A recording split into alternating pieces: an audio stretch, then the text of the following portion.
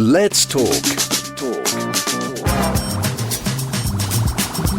Giles Brown. The man who talks to me more about the joys of covering cricket tests, of course, is Scyld Berry, and he joins me live on the line because he's just written 500 declared. He's covered 500 tests, a mind-boggling number. Delighted to say that Scyld joins me live on the line now. Good morning to you, sir. I'm doffing my umpire's cap. 500 not out.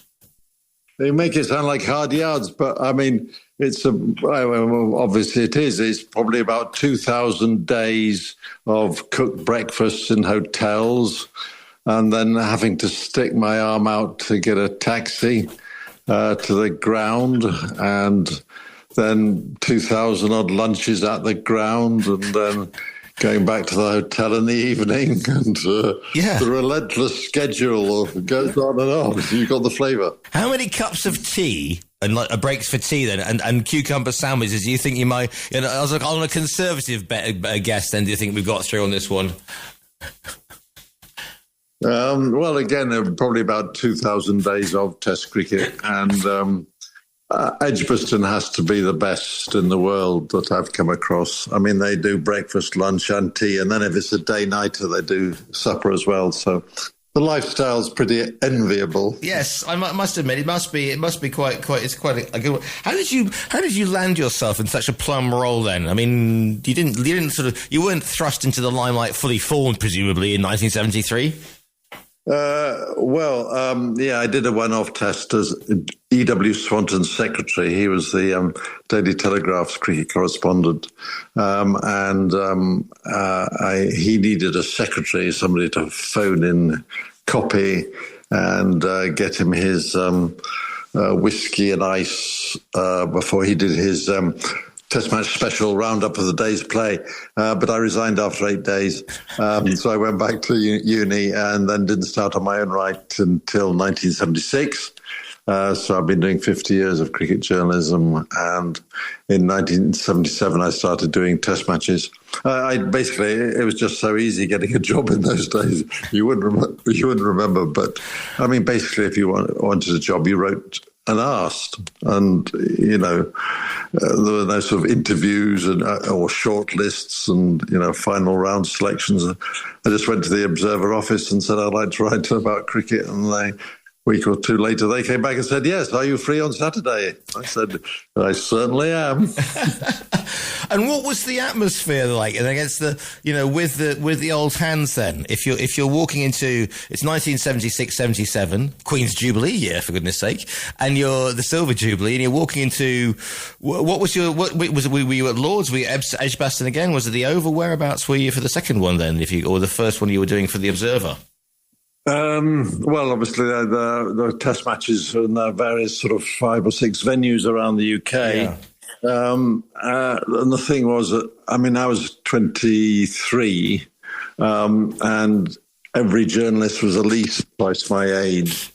So I had a sort of a natural advantage in that the players were about the age of, in their 20s. And so when I went on tour to Pakistan in 1977, that was my first England tour. And in those days, the same travel agents organised the players and the press. So we'd, fly on the same planes, stay in the same hotels, same buses. And, just naturally I'd mix with people of my own age and got to know the players sooner than I would have, which was a real sort of privileged insight, What is the discipline? And I use that word advisedly, because Test matches have got their own rhythm, and in a world where we've got, the Big Bash and we've got 100 over and T20, whatever else. I've had these conversations before about people saying, "Oh, well, they can't get into Test cricket because it takes too long." But that is the attraction, surely, of the game itself. It's the flow. It's the fact that it takes 3 days, 4 days, 5 days. Well, the traditional rhythm was, there were dull moments and then there were more exciting moments. And you would, if you're not a journalist, if you're just there as a spectator, by all means switch off. Go leave the ground and go and have a coffee, or go to a bar and come back and have a drink, and then pick it up once the rhythm picks up. But nowadays, in the Bazball era of the last sort of 3 years or so, it is basically thrill a minute. The scoring rate is often faster than in white ball cricket, which sounds ridiculous, but it's true. The speed of the game now, so that it's often over in sort of 3, maybe 4 days. Yeah. But every over is an event, when England are batting. So for entertainment, Test cricket has never been like it is now. Mm. What's it like, actually? What was it like filing copy then, back in sort of late 70s, early 80s? Because now, obviously, I was working with a national newspaper about 5 years ago, and a very young journalist was writing her report with her thumbs on her mobile phone and sending it presumably direct to the website, something like that. Now, I grew up in a world where people phoned copy in, as you said you did as well yourself. So has that, when you're writing about Test cricket, has that changed obviously massively since you started? Well, it's strange that the content, what you write is basically the same now and then, because, Test match cricket hasn't changed that much. It's still 5 days and red ball and all that sort of thing. The means of transmission has changed enormously. In the beginning, at home in Britain, yes, it was dictating to copy takers. So each newspaper would have a whole room of copy takers, typists taking down a phoned-in copy. That was quite simple. Abroad, it was far more complicated. You'd have to go to a telex office. I think telex started in the 1930s, and there would be a camp telegraph office at each ground where England were playing, whether it was in Asia or Australia or whatever. And then you would take your typewriter, type out your copy, and then give it to a telex operator who would then punch holes in this very long tape and feed it back through this machine, which would then come out in a similar format in the London office and somehow decoded into words.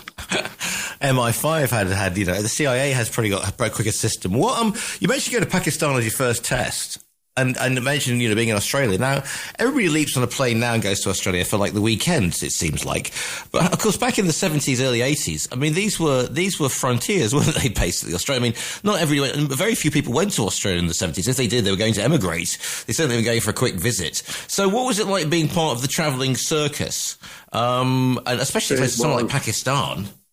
Well, in Australia, it was amazing. To go around with the England team, because, England cricketers stood out in those days in Australian society because they'd say please first, and would attract members of the opposite sex in that way. Going to Australia 1978 for the first time.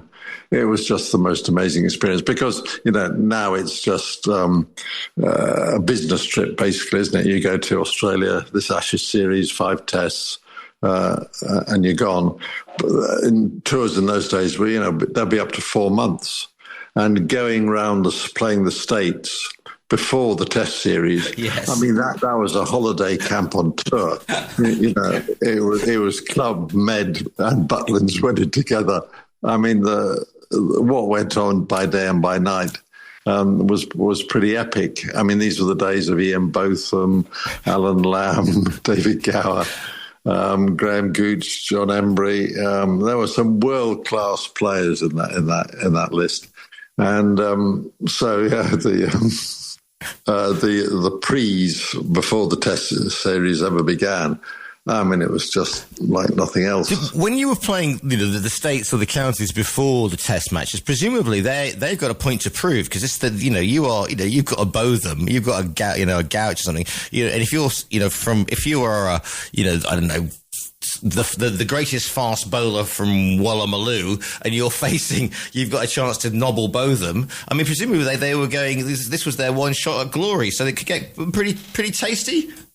Yeah. I mean, that's not just the statesides, but in those days, into the end of the 70s, England would go up country.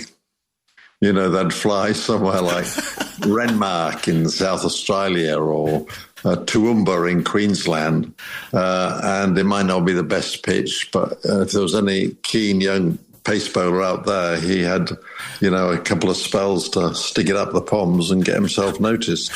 Those could be spicy too. But I mean, England usually were good enough to compete and beat statesides in those days before the Test series. And going to India, Pakistan, Sri Lanka, Bangladesh. I mean, that's cricket at a spiritual level. The intensity. I mean, I know against Australia is always going to be intense, but when you are somewhere like Calcutta or whatever, and you have an atmosphere like none other. Well, yes. I mean, they would get 100,000 people into the Eden Gardens in Calcutta. Now they've got all sort of plastic seats, bucket seats, one for each person. But in those days, you could squeeze many on a bench, or there might be some standing. So, there were crowds of 100,000 at the Calcutta Test then. And the big difference, though, was that the rhythm was so much slower. And my first tour of India was 1980-81, and India were only keen in drawing the series drawing the rest of the matches after they'd gone one up in the first Test. And that meant the over rate was down to 10 overs an hour, with two spinners on. And England decided to play the same way. So the crowd was interesting. The crowd was lively, but the cricket often wasn't. What are the facilities? Because, I mean, now you've got, the Oval and the Edgbaston have got these wonderful, holistic, media centres that anybody can log in immediately. But there must have been some interesting places that you were stuck, on the periphery. I don't like these state-of-the-art media centres, because they're indoors, they're air-conditioned, they don't have any windows that open, I mean, most of them, and you just can't you can't sense the atmosphere. I remember in the year 2000, when the new Lord's Media Centre had been opened, and England were playing West Indies, who were about to disintegrate into what they are now, and England bowled West Indies out one day at Lord's for 50-odd. And somebody said the next day the crowd were getting excited. And in the media box, one window opens for the Test match special radio broadcasters, and that's it. There was absolutely no knowing that the crowd was excited. I mean, it was all insulated. And almost every Test match press box is like that now.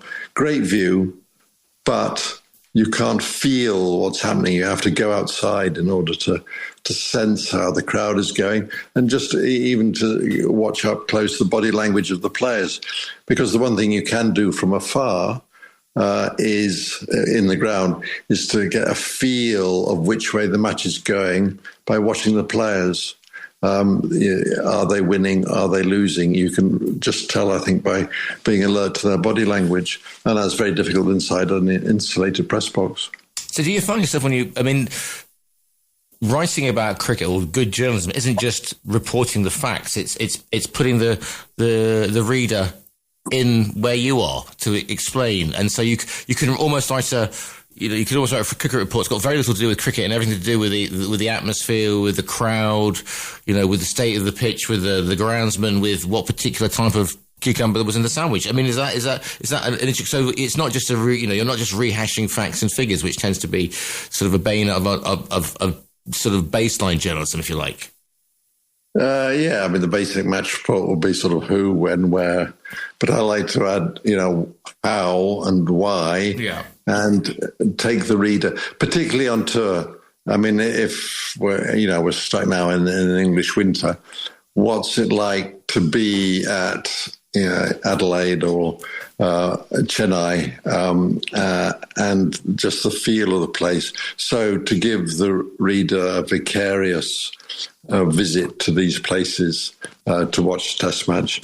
Not just a sort of bare match report, but sort of knitting together a weave that gives the reader a feeling for the texture of the day's play is what I've aspired to. What about going to the West Indies then, and before they disintegrated, as you so aptly put it? I mean, I grew up, in the fifth form or the fourth form common room we had a massive picture of Viv Richards, and it had the words "also available to mortals" because he was promoting some cricket thing, and he was this absolute god of a man. And of course, in the early 80s, so I'm talking 82, 83, he's at the peak of his powers. Going to the West Indies must have been quite an assignment.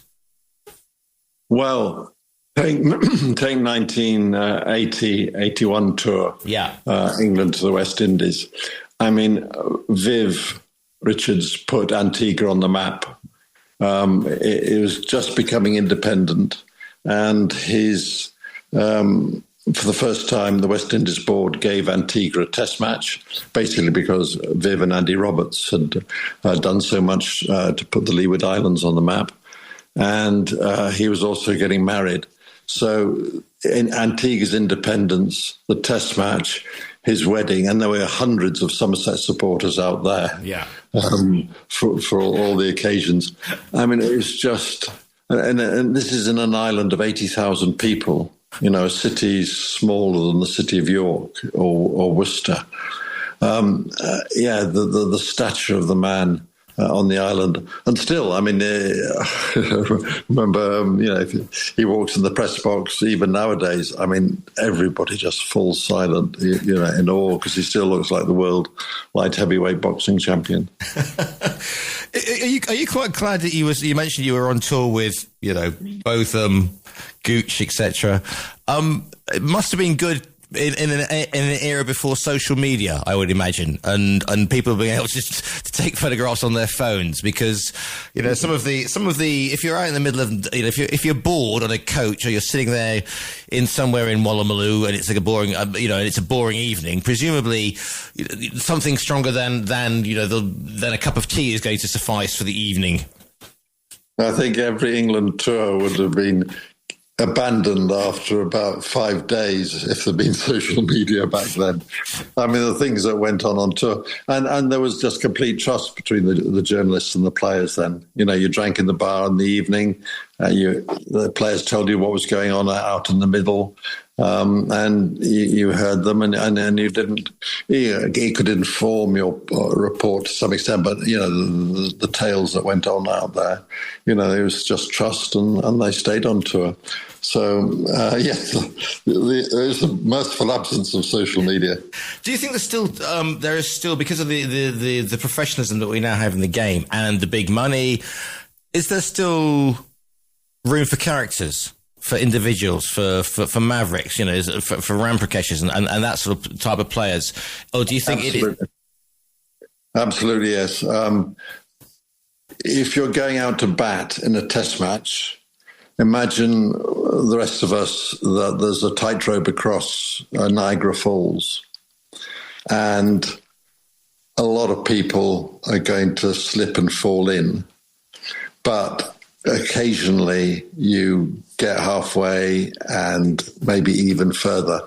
So for these characters, whoever it is, whether it's Ben Duckett or Viv Richards or W.G. Grace, going down that tightrope is the most strictest, intensive examination of your character that you could possibly wish for. Joss Butler said, a test match is a test of every fibre of your being, mental, physical, any weakness is going to be shown up. So to walk down that tightrope, to go out to bat for your country, thousands in the stadium, tens of millions watching remotely. There is nothing like it in sport, except maybe the nearest you come would be maybe a World Cup final. It's gone to penalties. The spotlight is on you. But then it's only for a minute while you take your penalty and miss or whatever. Where these batsmen, they going out there and they'll fall off most of the time. But when they succeed, they'll be under the examination of the cricket world for hours. What would you say was? I mean, there are so many high watermarks, but was there an occasion that you sort of stood around and looked around as pandemonium? I mean, is it the Botham and the famous, was it 1980, the Ashes? Or I think the 81. Yeah. I mean, was there a moment you stood around and went, good grief, I'm so lucky to be here. This is why I do what I do. Or this, are there several, or do they all sort of mingle? Or was there a good grief moment, would you say? Eureka moment, Scyld? Well, almost every day I go to a test match. I think even if there wasn't my job, it was the thing I most like to do today, is to go and watch England, see what they do. So almost every day. It was boring. I remember a series in New Zealand in the 1980s. That was tedium. But particularly now in the basketball era, every day of Test cricket is still absolute surprise and delight. Absolute climax, probably Edgbaston 2005, when England had their noses rubbed in it by Australia for 16 years and never looked like winning anything. And then Australia were getting within 2-3 runs of winning again. And that great moment, Gright Jones diving down the leg side to catch the Mike Kasparovic's gloved Steve Harmison's bouncer, and England had won by 2 runs. I mean, that whole test match building up to that moment, that was probably the climax. So when it comes to writing something like this, 500 declared, I mean, how do you not make it sort of 500,000 words, Scyld? Well, I'm not going to bore you with a resume of every test match. So I'm taking up the themes, the major personalities, trying to sketch what Ian Botham was like, or David Gower. Because if you see them in the beginning, as I was fortunate enough to do, in a way you can get a full picture rather than sort of coming in halfway through the show. So seeing them, and particularly on tour, in those days when players and media were allowed to mix, how fascinating these personalities are. That's and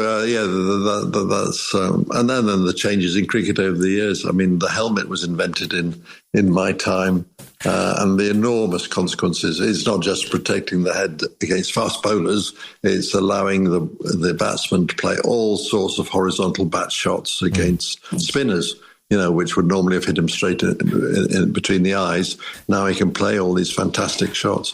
So the unintended consequence of helmets was to revolutionise batting against spin bowling, though the helmets were intended to protect batsmen's heads against fast bowlers. Yeah, I looked at a YouTube clip came up the other day, and it was after Tony Greig made using ill-advised words against the West Indians, and then you see that opening attack by the West Indians, and I can't remember the poor batsman. He's no helmet, and the next day he's absolutely peppered with bruises. But that first ball takes his third leg off, and takes his third leg in most of his stumps off as well at the same time.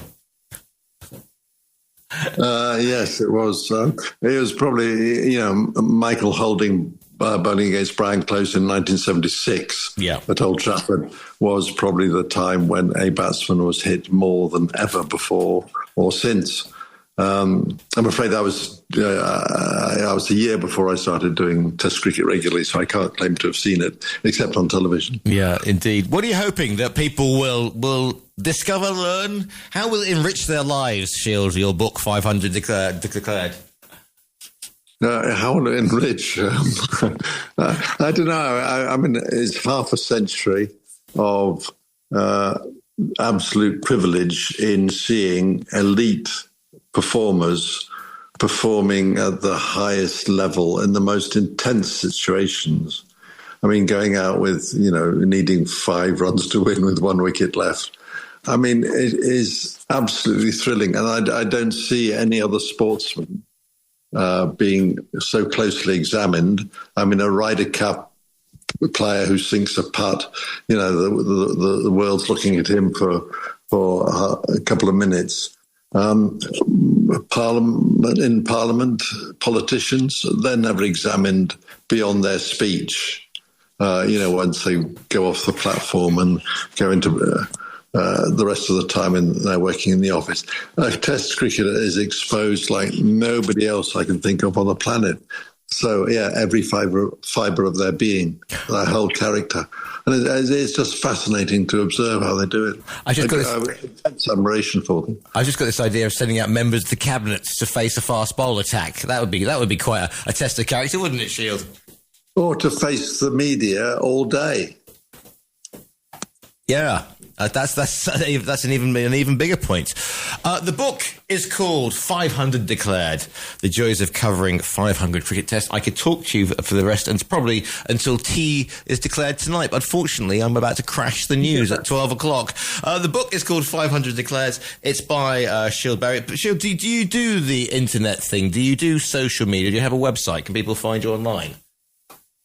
Well, the Telegraph cricket website has all the pieces that I do, and occasionally I resort to Twitter or X. Well, listen, it's been wonderful to speak to you. The book is, and listeners, you can order it via our own virtual bookstore. Go on and click on the rather handsome front cover. The book is called 500 Declare. It's by Scyld Berry. Thank you so much for your time today, sir. No, thank you so much for having me on the programme.